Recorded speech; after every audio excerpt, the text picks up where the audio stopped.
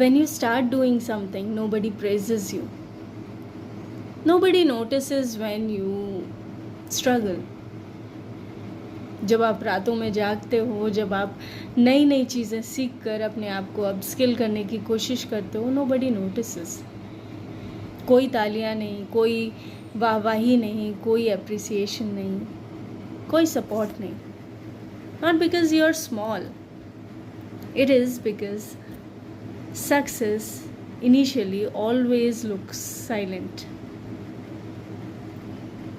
People will show up when your success is substantially visible. जब वो दिखने लगेगी that you are becoming successful in whatever you are doing, they will eventually come to you.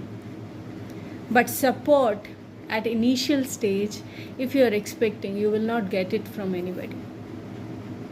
It is only you who have to believe in whatever dream you are pursuing, whatever you're dreaming about.